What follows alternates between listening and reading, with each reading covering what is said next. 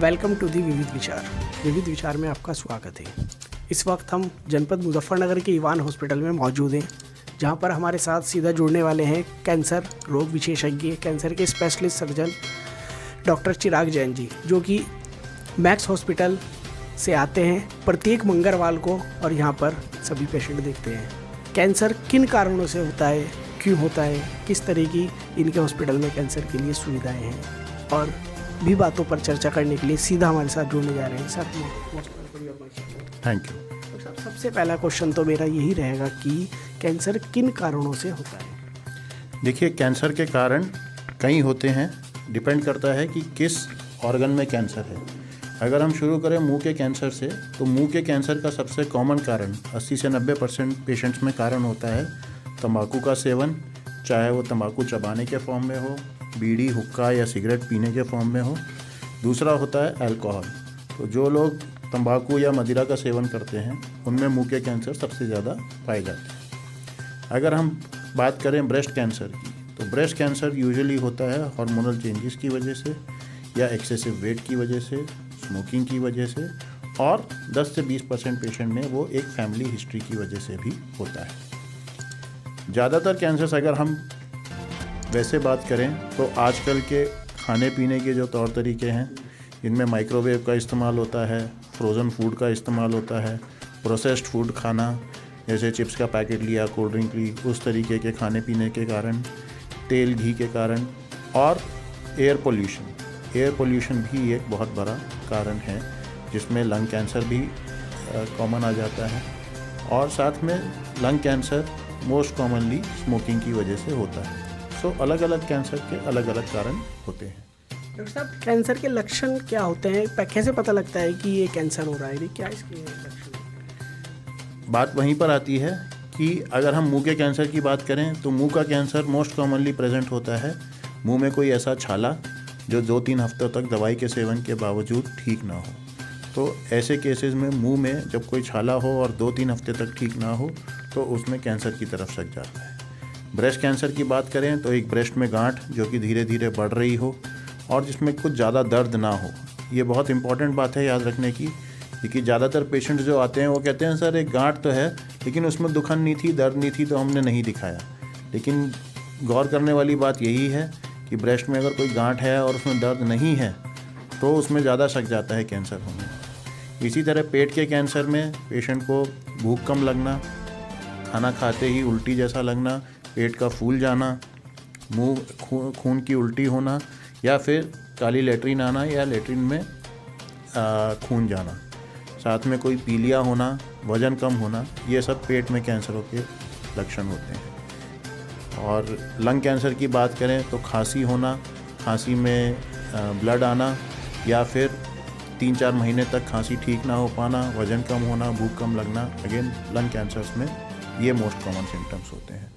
तो बात मेनली ये है कि जिस ऑर्गन का कैंसर होगा उसके लक्षण अलग अलग होंगे और हमें सतर्क रहना है कि कोई भी चीज़ जो 2-3 हफ्ते तक नॉर्मल इलाज से ठीक नहीं हो रही है तो उसमें हम एक विशेषज्ञ की सलाह ज़रूर लें। डॉक्टर साहब, कैंसर के लक्षण पता चल गए, किसी को कैंसर हो रहा है, उसे लक्षण पता लगे, क्या कुछ घरेलू उपाय से, घरेलू टिप्स से भी इसका बचाव किया जा सकता है या फिर सीधा डॉक्टर की ही परामर्श से लेनी होगी? देखिए, घरेलू बचाव मैं नहीं कहूँगा, लेकिन अगर कोई पूछे कि डॉक्टर साहब मुझे कैंसर ना हो उसके लिए मैं क्या करूँ, तो पेशेंट के लिए जो गाइडलाइंस हैं या किसी भी एक नॉर्मल इंसान के लिए जो आप बचाव कर सकते हैं वो ये हैं: एक हेल्दी लाइफस्टाइल अपनाएं, वॉक्स पे जाएं, हेल्दी वेट मेंटेन करें, हेल्दी फूड हैबिट्स रखें, तंबाकू और मदिरा का सेवन ना करें, पोल्यूशन से दूर रहें। अगर कोई ऐसी प्लेस में जा रहे हैं जहाँ पोल्यूशन ज़्यादा है या आपकी वर्क प्लेस ऐसा है तो वहाँ पर फेस मास्क का इस्तेमाल करें। तो ये कुछ चीज़ें हैं जिनसे आप बचाव कर सकते हैं। रही बात इसकी कि आपकी अगर फैमिली में चल रहा है कैंसर, कोई हिस्ट्री है जो हम बोलते हैं फर्स्ट डिग्री रिलेटिव्स की, भाई आपकी मदर में रहा या आपकी सिस्टर्स में रहा, बच्चों में रहा या फिर सगी बहनों में रहा, उन सब में अगर फैमिली हिस्ट्री है तो हम कुछ कैंसर्स ऐसे हैं जिनमें स्क्रीनिंग की जाती है। स्क्रीनिंग का मतलब कि कैंसर को बहुत अर्ली स्टेज में डिटेक्ट कर पाना, ताकि अर्ली स्टेज में, क्योंकि हर एक कैंसर ट्रीट किया जा सकता है, तो कुछ ऐसे कैंसर्स हैं जिनमें स्क्रीनिंग का बहुत फ़ायदा है। बात करें हम मोस्ट कॉमन कैंसर जो इंडिया में होता है ब्रेस्ट कैंसर, उसके लिए एक सिंपल सा एक्सरे होता है ब्रेस्ट का, जिसको हम एक्सरे मैमोग्राफी बोलते हैं। एक सिंपल से टेस्ट से आप ब्रेस्ट कैंसर को बहुत अर्ली स्टेज में पकड़ सकते हैं, जिससे फिर आपको ट्रीटमेंट पूरा आपका कंप्लीट होगा और आपका कैंसर पूरी तरह क्योरेबल होगा। ऐसे ही कुछ और कैंसर्स की बात करें तो मेल्स में जो प्रोस्टेट कैंसर होता है उसकी स्क्रीनिंग की जाती है। उसके लिए भी सिंपल एक ब्लड टेस्ट होता है, PSA टेस्ट। जिन फैमिलीज़ में बड़ी आंत यानी कोलन का कैंसर की हिस्ट्री रही हो, उनको एक सिंपल सा हर 5 साल पे एक कोलोनोस्कोपी करानी होती है।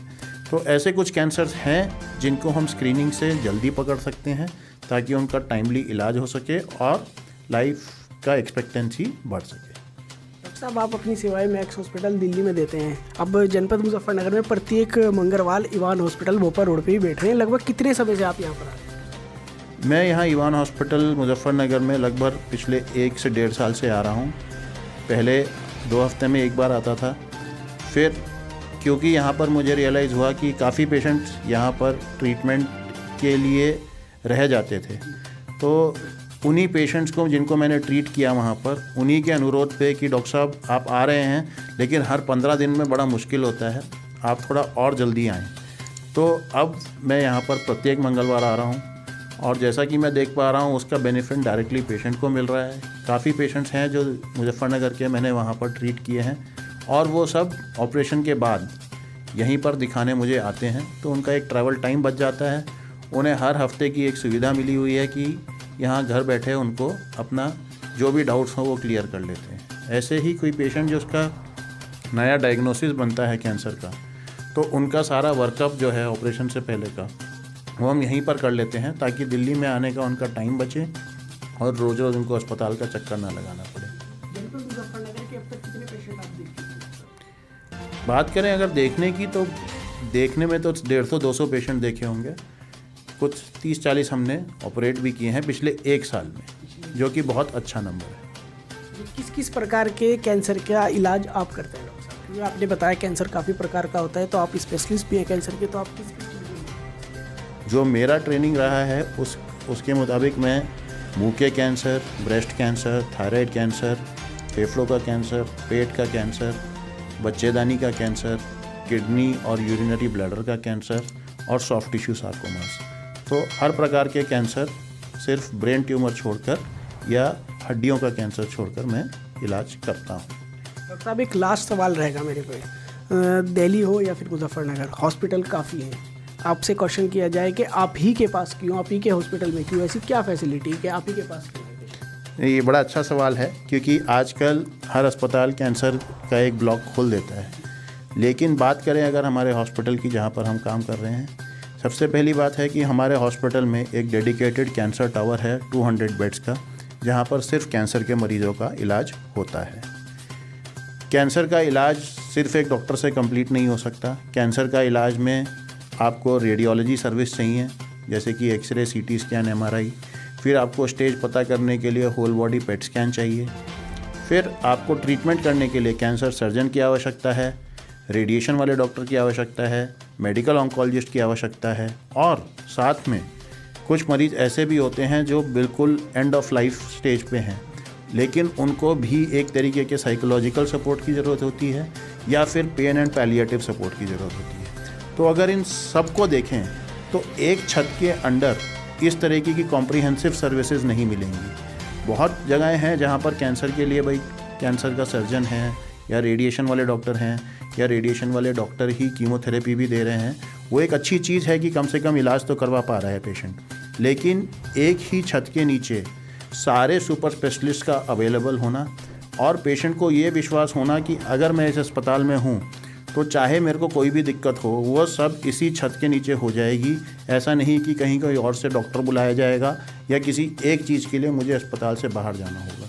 तो ये एक बहुत अच्छी चीज़ है कि एक छत के नीचे सारी सर्विसेज अवेलेबल हैं। और बात करें अगर कनेक्टिविटी की, तो मुजफ्फरनगर से मैक्स हॉस्पिटल वैशाली की जो लोकेशन है वो बहुत ही जोग्राफिकली बहुत अच्छी है, पहुंचना बहुत आसान है और सारी सर्विसेज एक छत के नीचे पेशेंट को मिल पाती है, जिससे पेशेंट काफ़ी खुश भी रहते हैं। डॉक्टर साहब 1 वीक में ट्यूसडे आप मुजफ्फरनगर आते हैं, क्या और कहीं भी जाते हैं अदर डे या आप बाकी दिन मैक्स हॉस्पिटल? नहीं, हमारा जो मेरा शेड्यूल है उसके हिसाब से मेरी ओपीडी मुजफ्फरनगर में तो प्रत्येक मंगलवार होती ही है, हर दूसरे शनिवार मेरठ में भी होती है, जो हमारा मैक्स का स्पेशल ओपीडी सेंटर खुला है वहाँ पर, साथ में बड़ौद बागपत में होती है, और अब जो है सहारनपुर में भी मेरी ओपीडी सुविधाएं शुरू होने जा रही हैं। लोगों के ट्रैवल से बच सकें जो दूर ना जा पाएँ, आप उन्हीं के ज़िले में उनको सेवा देने की कोशिश कर रहे हैं। बड़ा अच्छा कदम है, बड़ी बात है। जैसा कि डॉक्टर साहब ने बताया, आप हमारे साथ मौजूद थे, डॉक्टर चिराग जैन जी। पूरी फैसिलिटी क्या है मैक्स हॉस्पिटल में उन्होंने बताई कैंसर के लिए, किस तरह के कैंसर के लक्षण और उससे बचाव और कितने प्रकार का है, किस चीज़ के डॉक्टर साहब स्पेशलिस्ट हैं और अब तक कितने पेशेंट देख चुके हैं और इलाज कर चुके हैं, सब बताया। डॉक्टर साहब, कोई ऐसा पेशेंट की आपने देखा हो, उसका इलाज आपके यहाँ चला हो और वो आज बिल्कुल ओके हो, आपसे भी बातचीत हो जाती है इस तरह की? बिल्कुल, हमारे पेशेंट, काफ़ी सारे पेशेंट ऐसे ही होते हैं। मुजफ्फरनगर के ही ऐसे पेशेंट हैं जिनका पहले कभी कहीं और भी इलाज हुआ था, पिछले साल वो मेरे संपर्क में आए, उनको फिर से कैंसर था, उनका इलाज हुआ और आज के दिन वो खुश हैं। उनके परिवार में चाहे छोटी से छोटी भी चीज़ हो, वो डायरेक्टली सीधा मुझे फ़ोन करके पूछते हैं कि डॉक्टर साहब इसमें क्या करना है। तो एक पेशेंट से उस तरीके का कनेक्शन बन पाना अपने आप में मेरे लिए बड़ा सेटिस्फाइंग होता है। चाहे कुछ हो ना हो, कम से कम मरीज़ हमारे साथ सेटिस्फाइड है और संपर्क में है, उसको परिवार में कुछ भी दिक्कत हो वो कहता है हमारे डॉक्टर साहब तो यही। जो पेशेंट डॉक्टर साहब आपसे ठीक हुआ, ईश्वर ने आपको एक माध्यम बना के उनके लिए भेजा, एक बार देखा जाए तो दोबारा जीवन आपने उन्हें दिया। ये सब करने वाला तो ऊपर गया, लेकिन आप एक माध्यम हो जाते हैं। जब वो आपको पूरी फैमिली धन्यवाद कहती है, फिर कॉल करके बताती है, उनके चेहरे पर जो खुशी आती है, तो आपको कैसा लगता है? डॉक्टरी में सबसे बड़ा रिवॉर्ड किसी भी डॉक्टर के लिए यही होता है कि उसका पेशेंट ठीक हो और पेशेंट को ये रियलाइजेशन हो या ये लगे कि मेरे डॉक्टर ने मुझे एक नया जीवन दिया है। तो इससे ज़्यादा रिवॉर्डिंग किसी भी डॉक्टर के लिए no amount of money can match the satisfaction that a patient gets. जब पेशेंट खुद कहता है डॉक्टर साहब आपने मुझे ठीक कर दिया, तो डॉक्टर का दिन बन जाता है। की बात होती है, सीना छोड़ा हो जाता है। Thank you so much doctor साहब ने जैसे सारी जानकारी बताई, और भी इसी तरह की जानकारी लगातार आपको दिखाते रहेंगे। जनपद मुजफ्फरनगर से विविध विचार डिजिटल के लिए मैं आपके साथ मोहम्मद सुहेल।